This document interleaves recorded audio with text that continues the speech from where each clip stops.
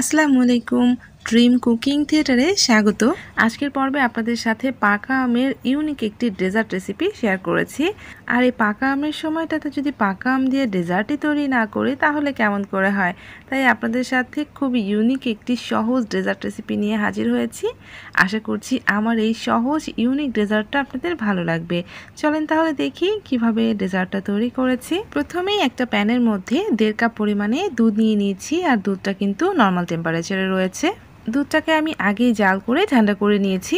আর এখন এর মধ্যে দিয়ে দিচ্ছি 1 টেবিল চামচ কর্নফ্লাওয়ার। কর্নফ্লাওয়ারটা দেওয়ার পরে খুব ভালো করে দুধের সাথে মিক্সড করে নিচ্ছি। দুধের সাথে মিক্সড করে নিয়ে চুলায় তুলে দিচ্ছি। চুলায় দিয়ে অনবরত নেড়ে চেড়ে দিচ্ছি আর একটা বলক আসা পর্যন্ত রান্না করে নিচ্ছি। যেহেতু দুধটাকে আমি আগে জাল করে নিয়েছিলাম তাই এখন খুব বেশি জাল করতে হবে না, জাস্ট একটা বলক চলে আসলে নামিয়ে খুব ভালো করে ঠান্ডা করে নিতে হবে। দুধটা ভালোভাবে ঠান্ডা হতে থাক। এখানে আমি 1/4 কাপ পরিমাণে সাবুদানা নিয়ে নিয়েছি। সাবুদানাগুলো একটু বড় সাইজের নিয়েছি, আপনারা ছোট সাইজেও নিতে পারেন। চুলায় পানি বসিয়ে দিয়ে তার মধ্যে সাবুদানাটা দিয়ে দিচ্ছি আর সাবুদানাটাকে ভালোভাবে সিদ্ধ করে নিয়েছি। যতক্ষণ না সাবুদানাটা ট্রান্সপারেন্ট কালার হচ্ছে, খুব ভালোভাবে সিদ্ধ হচ্ছে, ততক্ষণ পর্যন্ত জাল করে নিব। সাবুদানাটা সিদ্ধ হতে থাক। এদিকে আমি দুটো পাকা আম নিয়েছি। পাকা আম দুটোর খোসা ছাড়িয়ে খুব ভালোভাবে ছোট ছোট টুকরো করে কেটে নিব। আপনারা আপনাদের সুবিধা মতো আমটাকে কেটে নিতে পারেন। আর আমটাকে অবশ্যই ভালো করে ধুয়ে তারপর কেটে নিতে হবে। আমি আমের খোসাটা ছাড়িয়ে নিয়েছি। এখন আমি আমগুলোকে একদম ছোট ছোট টুকরো করে কেটে নিচ্ছি। আপনারা আপনাদের সুবিধা মতো ছোট ছোট করে টুকরো করে নিতে পারেন। আম খেতে পছন্দ করে না এমন মানুষ কমই খুঁজে পাওয়া যাবে। আম তো আমারও খুবই প্রিয় একটি ফল, আর আম দিয়ে বিভিন্ন ডেজার্ট খেতে অনেক বেশি ভালো লাগে। তাই এই ডেজার্টটা বানানোর পর আপনাদের সাথেও শেয়ার করতে চলে এসেছি। আমি সবটুকু আম কেটে নিয়েছি আর এদিকে সাবুদানাটাও খুব ভালোভাবে সিদ্ধ হয়ে গিয়েছে। সাবুদানাটা যখন এরকম ট্রান্সপারেন্ট কালার হয়ে যাবে তখন এই সাবুদানাটাকে নামিয়ে খুব ভালো করে পানিটা ঝরিয়ে ঠান্ডা পানি দিয়ে ধুয়ে নিতে হবে। আমি ঠান্ডা পানি দিয়ে ধুয়ে নিচ্ছি। আর এদিকে আমি একটা ব্লেন্ডারে জার নিয়েছি। এর মধ্যে কেটে রাখা আমের অর্ধেকটাই দিয়ে দিয়েছি আর কয়েক টুকরো আম রেখে দিয়েছি। যে দুধটা জাল করে নিয়েছিলাম সেই দুধটা পুরোপুরি ঠান্ডা হয়ে গিয়েছে। এখন এর থেকে 1 চা চামচ পরিমাণে দুধ আমি আমের মধ্যে নিয়ে নিয়েছি। এখন আমটাকে খুব ভালো করে ব্লেন্ড করে নিয়ে আসছি। অল্প পরিমাণে দুধ দিয়ে প্রথমে আমটাকে ব্লেন্ড করে নিতে হবে যাতে আমের পিউরিটা একদম স্মুথ হয়। দেখতে পাচ্ছেন। এখন আমি এর মধ্যে বাকি দুধটুকু দিয়ে দিচ্ছি আর বাকি যে উপকরণগুলো রয়েছে সেগুলো এর মধ্যে দিয়ে দিচ্ছি ভ্যানিলা আইসক্রিম। এখানে প্রায় 2 স্কুপের মতো ভ্যানিলা আইসক্রিম রয়েছে। দিয়ে দিচ্ছি 2 টেবিল চামচ কনডেন্সড মিল্ক। আপনাদের কাছে যদি কনডেন্সড মিল্কটা না থাকে আপনারা এখানে চিনিটাও ইউজ করতে পারেন। এখন খুব ভালো করে ব্লেন্ড করে নিয়ে আসছি।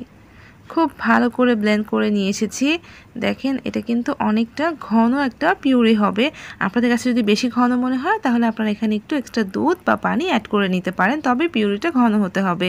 একটা সাইডে রেখে দিয়েছি আর এদিকে আমি সাবুদানার পানিটা ঝরিয়ে নিয়ে নর্মাল পানি দিয়ে ধুয়ে নিয়েছি। আপনারা খুব ভালো করে ধুয়ে নেবেন যাতে অনেক বেশি ঝরঝরে হয়। সব কিছুকে রেডি করে নিয়েছি। এখন আমি একটা ডেজার্ট গ্লাস নিয়েছি, তার মধ্যে প্রথমেই সাবুদানাটা দিয়ে দিচ্ছি, তারপর দিয়ে দিচ্ছি কেটে রাখা আমের টুকরোগুলো এক সাইডে দিচ্ছি। আর এখন দিচ্ছি যে আমি জুসটা বা আমের পিউরিটা রেডি করেছিলাম সেটা উপর দিয়ে এভাবে ঢেলে দিচ্ছি।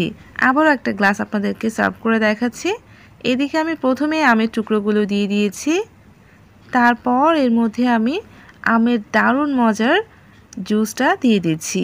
এটাকে আপনারা জুসও বলতে পারেন আবার আমের পিউরিও বলতে পারেন। আর তারপর সিদ্ধ করে নেওয়া সাবুদানাটা দিয়ে দিয়েছি। এরপর এর উপর দিয়ে আবারও আমের ক্রিমি জুসটা দিয়ে দিচ্ছি। তার উপর দিয়ে আবারও কয়েক টুকরো আমের স্লাইস দিয়ে দিচ্ছি। তৈরি হয়ে গেল creamy tasty and yummy mango dessert. খুবই মজার একটি ডেজার্ট রেসিপি। আমার কাছে এই ডেজার্টটা দারুণ লেগেছে। আর তৈরি করাটা কতটা ইজি দেখেই নিশ্চয়ই বুঝতে পেরেছেন। পাকা আমের এই সময়টাতে এমন একটা ডেজার্ট হলে আপনার মন প্রাণ একদম ঠান্ডা হয়ে যাবে। আর এই ইউনিক ডেজার্টটা যদি আপনি কাউকে তৈরি করে খাওয়ান সে তো আপনাকে বারবার রিকোয়েস্ট করবে, কারণ এই ডেজার্টটা খেতে অসাধারণ। আশা করছি আমার এই ইউনিক আমের ডেজার্টটা আপনাদের ভালো লাগবে। আপনারা অবশ্যই বাসায় ট্রাই করবেন। যদি ভালো লাগে প্লিজ আমার রেসিপিটাতে লাইক দিতে ভুলবেন না। আর আমার এমন আরও ইউনিক আর সহজ রেসিপি পাওয়ার জন্য প্লিজ আমার চ্যানেলটাকে সাবস্ক্রাইব করে আমার সাথেই থাকবেন। এই ডেজার্টটা সামনে রেখে আর বসে থাকা যায় না। তাই আজকের মতো বিদায় নিচ্ছি। সবাই ভালো থাকবেন, সুস্থ থাকবেন। আল্লাহ হাফিজ।